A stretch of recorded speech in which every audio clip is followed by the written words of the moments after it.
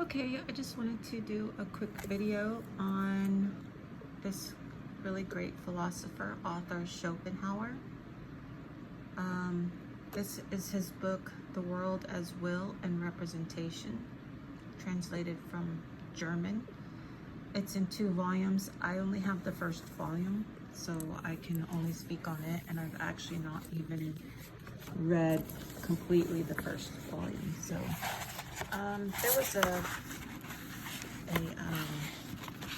quote in The Laws of Human Nature by Robert Greene where he quotes Schopenhauer, and I wanted to read it to you because it's a really good quote. It's one of my favorite quotes. It says, "If you come across any special trait of meanness or stupidity, you must be careful not to let it annoy or distress you, but to look upon it merely as an addition to your knowledge, a new fact to be considered in studying the character of humanity. Your attitudes toward it will be that of the mineralogist who stumbles upon a very characteristic specimen of a mineral." Okay, so what he's saying is, don't let other people's stupidity worry you, stress you, or bring you down.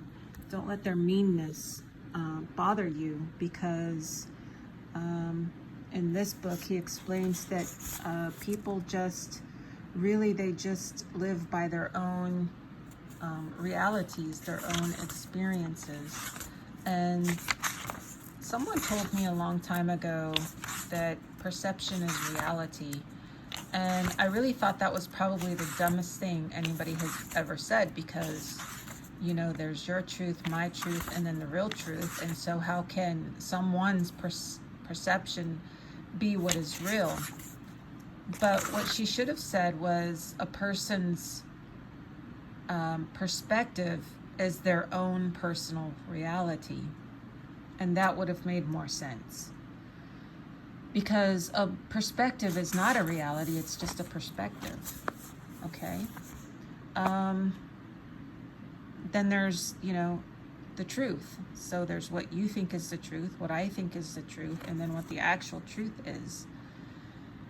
And I think a lot about this book and what author Schopenhauer says when I hear certain political, ideological people speaking, and they act like it's okay for me to do this thing, but it's not okay for you to do it. And it's okay for me to say these things, but it's not okay for you to say them.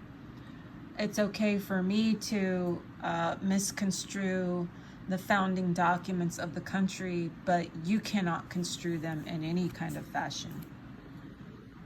So hearing these things out of the politicians, I think of this book a lot and what author Schopenhauer says.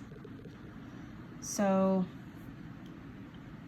this is how I read philosophy, because philosophy to me doesn't come natural, and so I have to really study it, and I define words and I highlight phrases and I put my thoughts down, and I go back and then I study, and I put time and thought into thinking about what was said by the author, by the philosopher, to try to figure out if I can understand the deeper meaning of what's said. And so I wanted to share this book with you because it is one of my favorite books, where he talks about how people's lives and their life experiences shape how they see the world.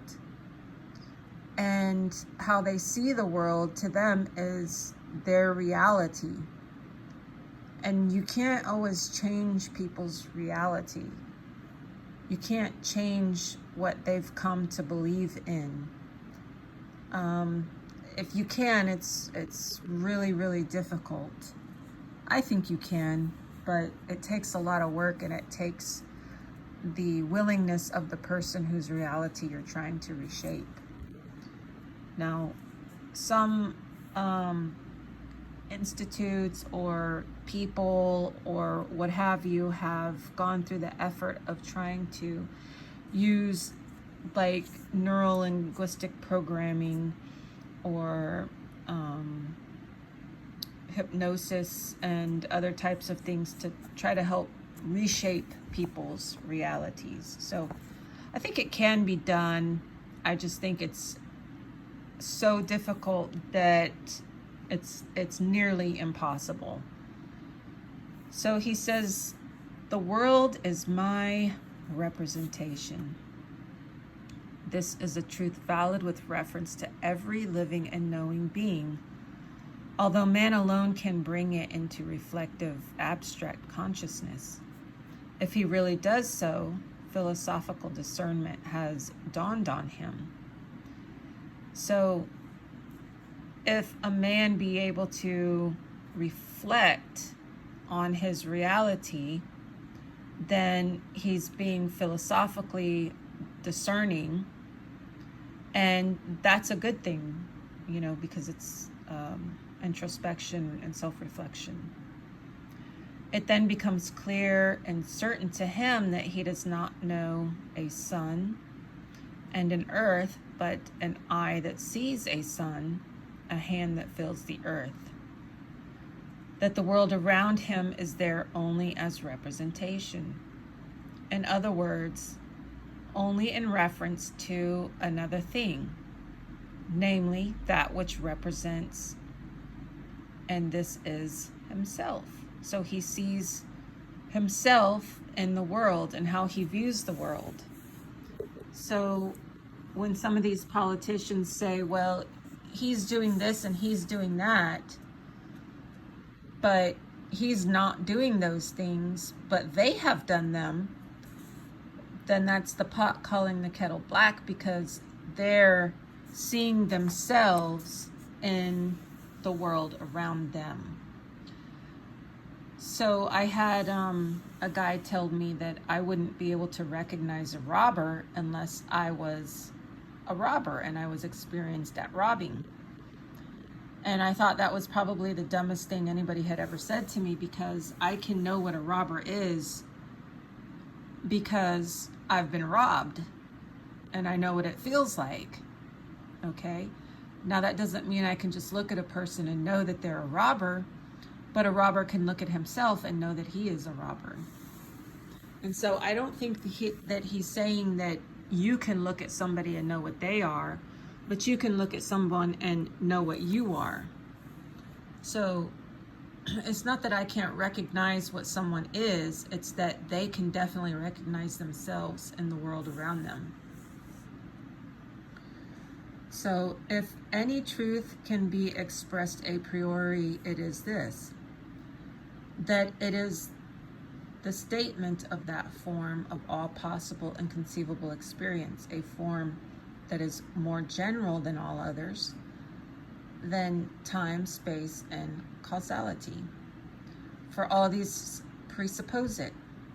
Well, each of these forms, which we have recognized as so many particular models of the principle of sufficient reason, is valid only for a particular class of representations. The division into object and subject, on the other hand, is the common form of all these classes. It is the form under which alone any representation of whatever kind it be, abstract or intuitive, pure or empirical, is generally possible and conceivable. So when I read that, I think about our representatives in Congress and who's voting for these people. And are they voting for people that are like them because they see themselves in those people? And we know right now we have probably the most tyrannical government through representation that that is even possible. And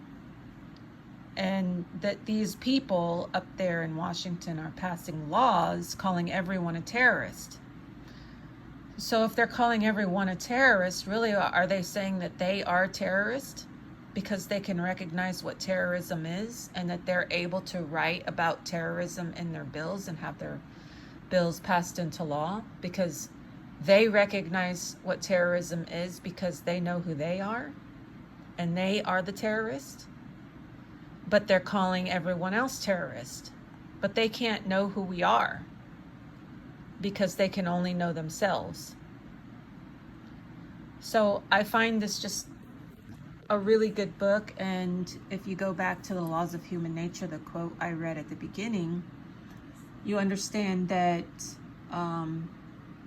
these are especially strange times where we can't just say, oh, look, that person's mean and nasty and hateful because they're writing all these laws calling everyone terrorist, because they are using force against us and putting us in prison because they see themselves in us, even though we're not those things. And that's what I think about when I read this guy's stuff. I think I left off here or here. Therefore, no truth is more certain, more independent of all others, and less in need of proof than this, namely that everything that exists for knowledge, and hence the whole of this world, is only subject to relation to, is only object in relation to the subject. Okay, so they're seeing the world, but they're seeing it in relation to themselves. Perception of the perceiver in a world, in a word, representation. So, yeah, voting for people who are like you, and look what we have. Naturally, this holds good of the present as well as of the past and the future, and what is remotest as well as of what is nearest, for it holds good of time and space themselves, in which alone all these distinctions arise. Everything that in any way belongs and can belong to the world is inevitably associated with this being conditioned by the subject, and it exists only for the subject. The world is representation. Okay, so this is a good book, and it explains a lot about what I just read. The world is representation, and we're in a representative form of government, and these are the people that have been being elected, and they're supposed to be a representation of what we are, you know. And nowadays we have these people who tattle on each other, you know, oh, this person's this and this person's this, and they're doing these things and they shouldn't be doing those things, and I'm gonna tell, and I'm gonna call the police, and I'm gonna, you know, a bunch of Karens everywhere. And that's what we have as our representatives in Congress, a bunch of Karens, male or female. I don't know what they call the male Karens, but anyway, if you look up ISBN Finder, you can find this book on the internet. It's a really good book. I like it a lot. I like the way he wrote, and the translation is good as far as I know. So grab a volume of this if you feel like really getting into some philosophy and understanding things at a little bit of a deeper level. All right, so you guys have a good night.